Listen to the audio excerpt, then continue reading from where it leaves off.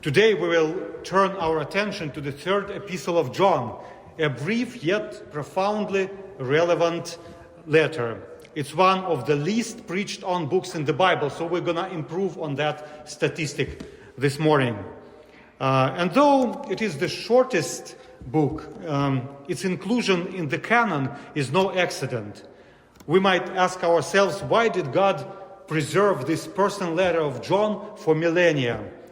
And the answer lies in its timeless lessons for the church, which we will uncover together this morning. So, the third letter of John, just one chapter, which we have just read. Let's begin with verse 1. The elder, to my dear friend Gaius, whom I love in the truth. So, this was a standard way to begin a letter in those days, stating who was writing to whom. Biblical scholars agree that the elder here refers to the Apostle John. They also agree that this letter is his latest one found in the Bible, written after Revelation around 90 AD. John was an elder in both position and age. Tradition suggests that John was likely between 90 and 100 years old when he wrote 3rd John. This letter is addressed to Gaius, a common Roman name. Gaius was one of John's co-workers, likely overseeing a church or a group of churches under John's supervision. He was probably a convert of John's, serving somewhere in the Ephesus area. John addressed him as beloved, translated here in NIV as dear friend. And John says that he loves Gaius in the truth. In the truth here means because of the truth that unites them, that they share together in Jesus. From the context of this letter, it is clear that the word truth in this letter refers to faith in Jesus and the teaching of the church associated with it. So, in the first verse, the elder writes, to my beloved Gaius, whom I love because of the faith that we share in Jesus. Interestingly, this is the only book in the New Testament that does not mention Jesus or Christ by name. Some suggest that since those were times of persecution, John used code words like the truth, or we will see later, the name, to avoid jeopardizing his envoys carrying this message. It is also worth noting that this is the shortest book in the New Testament in its Greek original.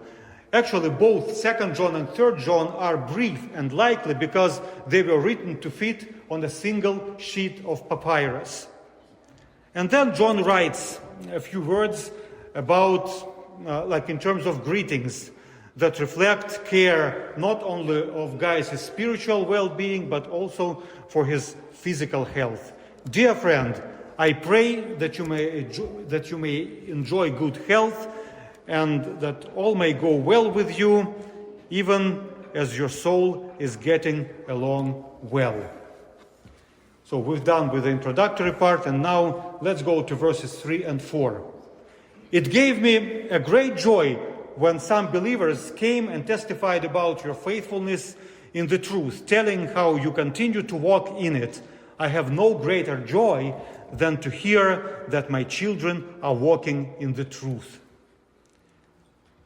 There were itinerant preachers in those days who would walk from place to place preaching and teaching the truth, the gospel message about the saving faith in Jesus Christ.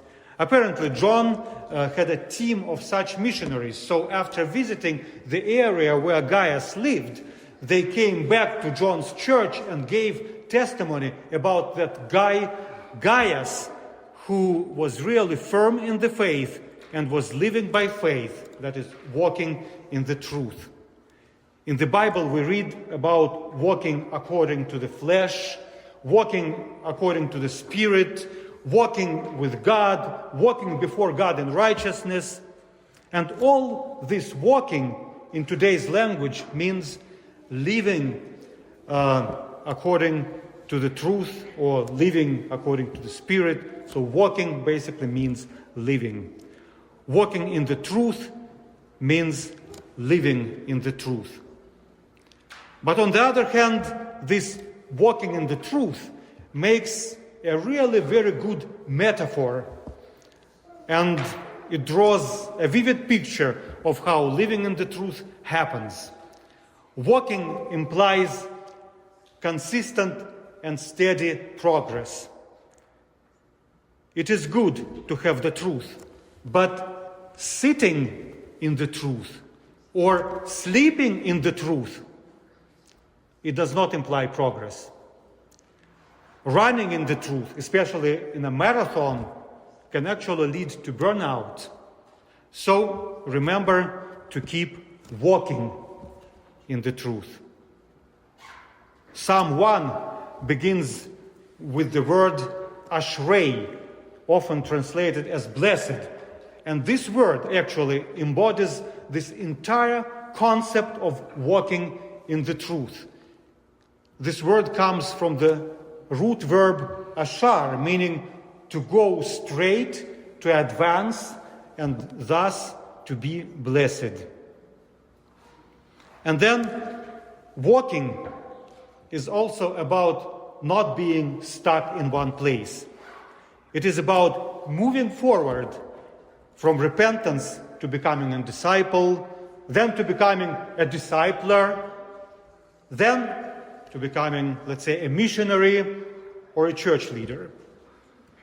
It is a great metaphor, walking in the truth, for us to reflect on and to ask God what walking in the truth, walking in the faith means for each of us personally. And then John writes about those traveling missionaries, itinerant preachers. In verse 5 and on we read, "Dear friend, you are faithful in what you are doing for the brothers, even though they are strangers to you. They have told the church about your love. Please send them on their way in a manner that honors God. It was for the sake of the name that they went out, receiving no help from the pagans. We ought therefore to show hospitality to such people so that we may work together for the truth." Verses 5 through 8 emphasize the importance of showing hospitality and providing support to fellow Christians who work to spread the gospel, even when they are strangers. Gaius is commended for his faithfulness and hard work in supporting his fellow Christians, even though they were strangers to him. These traveling Bible teachers went to areas where people had not heard the fullness of the gospel, and they often had little or no funds. These teachers returned to John and told the church about Gaius. They told the church how he was helping other believers in the work that they were doing. And John urges Gaius to continue to provide support in a manner worthy of God, that is, to honor God with their resources. The New Living Translation puts it really well. Please continue to provide for such teachers in a manner that pleases God. God has provided resources to his people in varying degrees, and his plan is for people to use a portion of their provision to advance the gospel. Then John notes that these teachers went out for the sake of the name. That is, for the sake of proclaiming Jesus. And therefore, those like non-believers were not interested in supporting that kind of a Christian thing. For this reason, believers ought to show hospitality to such people, and by doing so work together with them for the truth. God's people have the privilege and responsibility to advance God's kingdom. God provides resources like time, talents, and treasure, and I'm sure God is fine with people enjoying these resources, but not to the extent that God's work is excluded from their priorities. In the Old and New Testament, tithes and offerings were meant to provide for the house of God, for those serving God full time, and those sharing the gospel message. As Matthew 6:21 says, "For where your treasure is, there your heart will be also." So it is important to invest in eternity. It is important to allocate a portion of our resources to advance God's kingdom and understand that it is our responsibility as Christians. Ultimately, if God's people don't invest in supporting the truth, the proclamation of the gospel will be hampered. Verses 9 and 10 say, "I wrote to the church, but Diotrephes, who loves to be first, will not welcome us. So when I come, I will call attention to what he is doing, spreading malicious nonsense about us." Not satisfied with that, he even refuses to welcome other believers. He also stops those who want to do so and puts them out of the church. In verses 9 and 10, the apostle addresses opposition to the truth within church, focusing on a man named Diotrephes. Scholars generally agree that John had written an earlier letter to the church, but Diotrephes, a church leader, intercepted that letter and refused to have it read. He prevented the truth from reaching those who wanted to hear it. John describes Diotrephes as someone who loves to be first, likely indicating a desire for power and control. He does not welcome us. That is, he does not welcome John and his disciples. John then says that when he arrives, he will confront Diotrephes. His actions, including spreading malicious nonsense about John and the missionaries he sends. Diotrephes also refuses to welcome other missionaries and prevents others from helping them, and even expels those who try from the church. Diotrephes is a false teacher because he rejects the truth. When others attempt to proclaim the truth or confront him, he forces them to leave. This shows that the early church also faced leadership problems caused by vague conceit and selfish ambition, as Paul writes. Verse 11 and 12. "Dear friend, do not imitate what is evil, but what is good. Anyone who does what is good is from God. Anyone who does what is evil has not seen God. Demetrius is well spoken of by everyone, and even by the truth itself. We also speak well of him, and you know that our testimony is true." So, in these two verses, 11 and 12, John encourages Gaius to follow good examples and highlights Demetrius as a positive role model. He's not only well spoken of by others, but his life reflects the truth. We've just read about him. Demetrius is well spoken of by everyone and even by the truth itself. Essentially, John calls us to follow people who live according to the truth. He says, imitate what is good, not what is evil. Demetrius, in contrast to Diotrephes, is a good example, and John confirms that his life aligns with the truth. Many believe that Demetrius may have been the one who delivered this letter from John to Gaius. And if so, this letter also served as a recommendation for Demetrius from John. In those days of itinerant preachers and teachers, recommendation letters were common and important. John's message here aligns with the Apostle Paul's words in 1 Corinthians 11:1 and Philippians 3:17. Imitate me as I imitate Christ, and join with others in following my example, brothers, and take note of those who live according to the pattern we gave you. John reminds us that Christians are called to be truth bearers. By rejecting falsehood and embracing the truth, Christians live out their faith and pass it on to others, influencing every place where they have a presence. And in the conclusion, verses 13 and 14, we read, "I have much to write you, but I do not want to do so with pen and ink. I hope to see you soon, and we will talk face to face." So in these two verses, John says that he has many things to tell Gaius, but prefers to share them face to face rather than through writing. Some suggest that these words show the importance of mentoring the relationships, and not only in professional careers, which was already common at that time, but also in faith.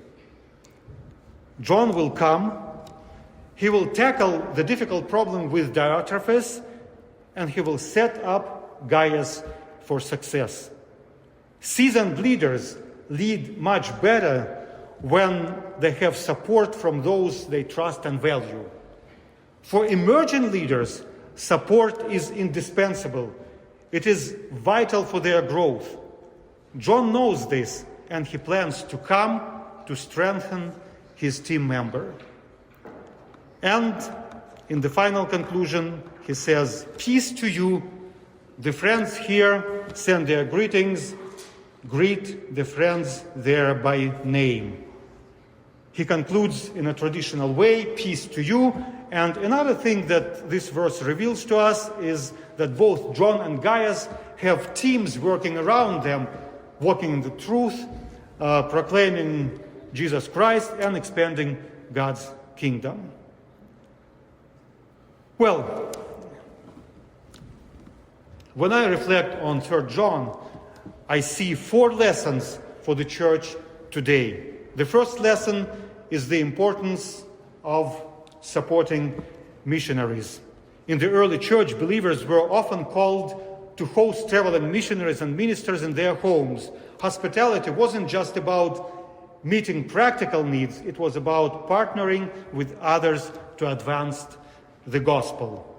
Today, we may not have an itinerant evangelist passing through as often, but the principle remains: supporting those who proclaim the truth, whether through hosting them or sharing resources with them or encouraging them, creates a bond that strengthens the ministry and glorifies God. It is a way of saying, we are in this with you. The second lesson in 3rd John is the need for churches to develop leaders who teach the truth. John reminds us that when we coach and support faithful teachers, we expand our ministry and make it sustainable. To demonstrate this, John actively creates space for another leader, Demetrius, to step into ministry. In this short letter, John not only encourages Gaius to continue doing good, but also vouches for Demetrius, commending him as someone trustworthy and worth listening to. This is such a great example for us as a church. Seasoned leaders like John didn't just lead themselves, but they paved the way for others. John uses his credibility to open doors for Demetrius and ensure he is welcomed and supported. And then John also writes to Gaius, encouraging him to imitate what is good and to continue being the kind of leader who contributes to the ministry of others. For us today, this means intentionally creating spaces for younger leaders to grow. It means mentoring them, guiding them, and sometimes even stepping aside so that they can have the opportunity to lead, speak, and serve. If we want a healthy church in the future, it starts with nurturing younger leaders now. Lesson 3. Do not be afraid to confront those who lead people astray and stand in the way of the truth. John addresses the issue of Diotrephes, who was dominating the ministry in that area with his authoritarian approach. Diotrephes was more concerned with his own power and control than with serving the church. John doesn't ignore this behavior, and he plans to confront it head-on when he visits Gaius. Another part of this lesson is that serving in the ministry or holding a position in the church must never be about pride, selfish ambition, or control. Leaders are called to serve humbly, following the example of Jesus Christ, who emptied himself to serve others. When leaders are guided by selfish ambition and vain conceit, they damage the church and they stifle the growth of others. As John demonstrates, these situations must be addressed with courage and clarity. And lesson 4. Walk in the truth yourself and lead others in the truth. Walk in the truth and lead in the truth. Even parsing this short epistle, we can glean 5 tips on how to do this. Tip number 1, know your teachers of the truth and learn from them, like Gaius learned from John. Surround yourself with people of the truth. Help them, spend time with them, learn from them, and imitate them. Tip number 2, accept the truth, make it your own, and live by it. Number 3, teach the truth in your church and welcome and support others who teach and spread the truth. Number 4, protect others from those who mislead them and draw them away from the truth. And number 5, be a missionary for Jesus, either by doing it yourself or by supporting the mission through prayer or giving.